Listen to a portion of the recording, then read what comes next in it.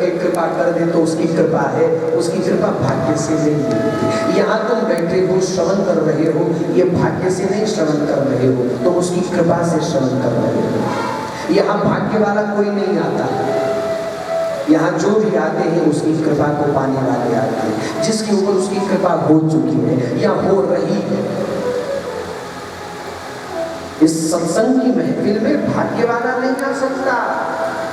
भाग्य से तुमको परिवार मिल सकता है, भाग्य से तुमको मान सम्मान मिल सकता है, भाग्य से तुमको शोहरत मिल सकती है, भाग्य से तुमको शरीर मिल सकता है, वैभव मिल सकता है, संसार के पदार्थ तुमको भाग्य से मिल सकते हैं, लेकिन भगवान की कृपा तो भगवान की कृपा से ही मिल सकती है। सोई जा नहीं जेहू देहू जनाई, तुलसीदास जी ने रामचरितमानस में इस बात को बड़ा स्पष्ट किया है।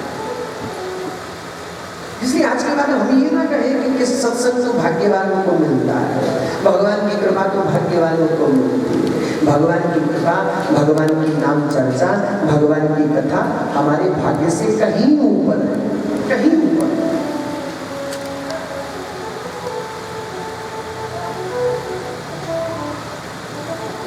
और भाव भगवान के श्री चरणों में हमारा बने, प्रेम भगवान के श्री चरणों में हमारा बने। मूर्ति है, देखने में तो वो पत्थर है, देखने में वो मिट्टी है, पत्थर है। हम भगवान के मंदिर में जाकर के भगवान का दर्शन करते हैं, नजर कहती है ये पत्थर है, नजरिया कहता है ये परमात्मा है। नजर और नजरिया ये दोनों अलग है, दृष्टि और दृष्टिकोण दोनों अलग है। नजर में वो पत्थर की मूर्ति है, लेकिन नजरिया कहता है ये साक्षात परमात्मा है। गाय को हम देखते हैं, नजर में वो जानवर है, लेकिन नजरिया कहता नहीं ये गाय जानवर नहीं, ये जीता जागता ब्रह्म है जिसमें समस्त देवताओं का वास है। नजर में और नजरिया, इन दोनों में यही अंतर है। संसार नजर से दिखता है, परमात्मा नजरिए से दिखता है। परमात्मा नजर से नहीं दिखेगा, वो नजरिए से दिखेगा, वो दृष्टिकोण से दिखेगा। और वह दृष्टिकोण हमको कहाँ से प्राप्त होगा? कहाँ? भगवान की नाम चर्चा से, सत्संग से। महापुरुषों के चरणों में जब हम आज जाकर के बैठेंगे, महापुरुषों से हम कुछ जब श्रवण करने का प्रयास करेंगे, और जब वो श्रवण की हुई नाम चर्चा हमारे हृदय के भीतर प्रवेश करेगी, तो हृदय के भीतर प्रवेश करने वाली वो नाम चर्चा हमको वैसा दृष्टिकोण प्रदान करती है कि जिस दृष्टिकोण से तुम दुनिया के कण कण में भगवान का दर्शन करोगे। मुझमें भी वही है, तुझमें भी वही है, उसमें भी वही है, वहाँ में भी वही है, उसमें भी वही है। फिर ऐसा दृष्टिकोण हमको प्राप्त होगा। सिया राम मय सब जग जानी, करहूं प्रणाम जो जुग पानी। सब में परमात्मा है, ऐसा दृष्टिकोण केवल भगवान की कथा से ही हमको प्राप्त हो सकता है।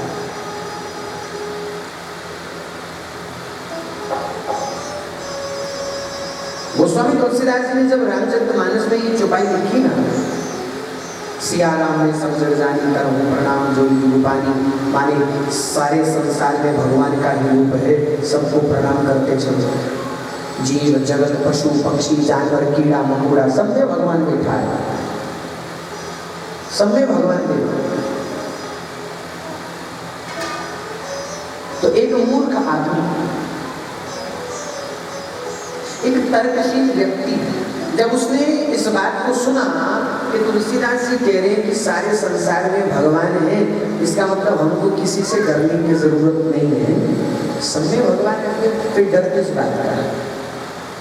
वो जब इस पंक्ति को सुनकर के गुनगुनाता हुआ चला जा रहा था, उसको रास्ते में जो कोई भी दिखे वो उसको प्रणाम करता है। लोगों ने पूछा कल तक तो देकर के मुंह फेर लेता था, आज देकर के मत्था टेक रहा, कारण क्या है? बोले सिया राम ने सब जग जाना, सब में भगवान है, इसलिए प्रणाम कर रहा हूँ। कोई कुत्ता बिल्ली जानवर दिख जाए उसको भी प्रणाम करता है, जोड़ करके सिया राम ने सब जग जाना, सब में भगवान बैठा। लोगों ने कहा पागल हो गया। आगे से कुछ लोग चिल्लाते हुए भागते हुए आ रहे थे, भागो भागो भागो। बोले क्या हुआ क्या हुआ? कहा भाग जाओ, एक पागल सांड आ रहा है, इकट्ठा बेचारा बताओ ये रहा है, वो आ रहा है, बड़े बड़े लंबे नुकीले उसके सींग हैं, उसके सामने जो भी आता है वो उसको उठा उठा करके पटक पटक के मारता है। इसकी भागा पीछे हट जाओ। सुनकर के वो मूर्ख आदमी बोला नहीं मुझे डरने की जरूरत थोड़ी ना है, मैं तो सुन के आया हूँ सिया राम में सब जगदारी, सब में भगवान है, तो टक खिंच भी परमात्मा ही है, तो मुझको डरने की जरूरत थोड़ी। ये लोग पागल है जो डरते जा रहे हैं। सामने से बैल आया, वो खड़ा हो गया बीच रास्ते में, व्यक्ति बैल को देख के हाथ जोड़ करके खड़ा हो गया, सिया राम में समझ जानी करो प्रणाम भगवानी, तुम में भी परमात्मा है।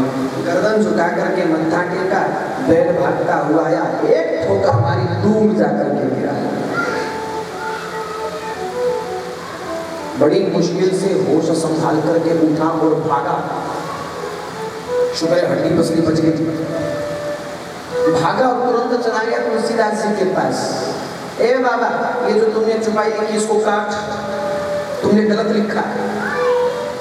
क्या क्या कौन सी बात बोली? क्या तुमने लिखा ना कि सिया राम में सब जग जानी करो प्रणाम जोरी जुगबानी, सब में परमात्मा बैठा, देख ले तेरे परमात्मा ने मेरा क्या हाल किया। तुम्हारी बात को मान करके मैंने एक बैल में भगवान देखा। लोग चंगे भले मुझे समझा रहे थे कि भाग जा, पर मैंने किसी की नहीं सुनी, किसी की नहीं मानी। मैंने तुम्हारी बात मानी, देख के तेरे परमात्मा ने मेरा क्या हाल कर दिया। तुमने गलत लिखा, काट इस बात को। तुलसीदास जी मुस्कुराए, मरिया तू मेरी गाली की सुनी है, विश्वास कितना, लेकिन हृदय करना नहीं, बुद्धि करना। मेरी बात को सुनकर के तुमने एक बैल में भगवान को देख लिया, पर मड़िया जड़े तुझी लड़ाई के समझा कर दे भी दौड़िया बोलते जो तुझी परमात्मा नहीं लगा। जो तुमको समझा रहे थे उसमें तुमको परमात्मा नहीं दिखा। बैल में तुमको परमात्मा दिख गया, पर जो तुझे कह रहे थे कि भाग जा, उसमें तुझे भगवान नहीं दिखा। समझे इस बात को? क्या समझे? मुंडी तो हिलाई है, क्या समझे? इस बात का एक साधारण सा मतलब यही है, भगवान को बुद्धि से नहीं समझा जा सकता, हृदय से समझा जा सकता है।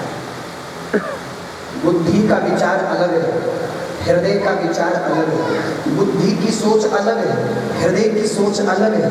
संसार को जानना हो तो बुद्धि से जाना जाता है। संसार का जो गणित है ना, मैथमेटिक्स, इसमें बुद्धि का प्रयोग है। कौन अपना कौन पराया, किसको कितना देना, किससे कितना लेना, किसके साथ कैसा व्यवहार करना, ये बुद्धि का विषय है, ये मन का विषय नहीं है। संसार को जानने के लिए बुद्धि का प्रयोग होता है, लेकिन भगवान को जानने के लिए हृदय का प्रयोग होता है।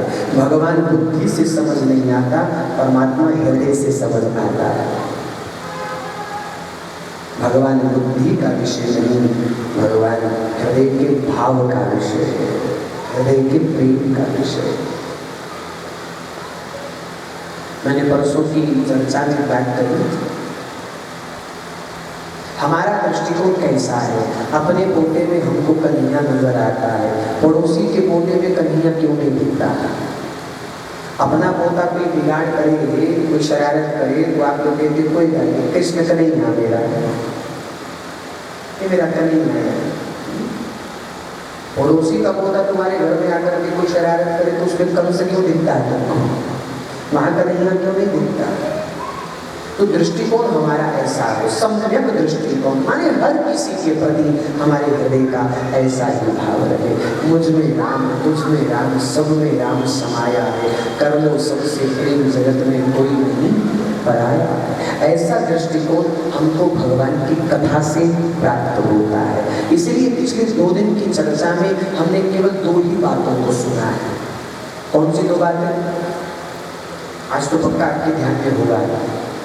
पिछले 2 दिनों में हमने केवल एक विषय पर 2 बातें सुनी। विषय हमारा परसों से एक ही है, एक ही टॉपिक है, और उस एक टॉपिक के अंतर्गत केवल 2 बातें, केवल 2 शब्द, केवल 2 शब्दों पर 2 दिन की चर्चा होती रही। कौन सी बात? श्रवण और कीर्तन। नवदा भक्ति का सुंदर प्रसंग हम श्रवण कर रहे हैं। 9 प्रकार की भक्ति। श्रवणम, कीर्तनम, विष्णु स्मरणम, पाद सेवनम, अर्चनम, वंदनम, दास्यः, सख्यम, आत्मनिवेदनम। ये 9 प्रकार की भक्ति है भगवान को पाने की।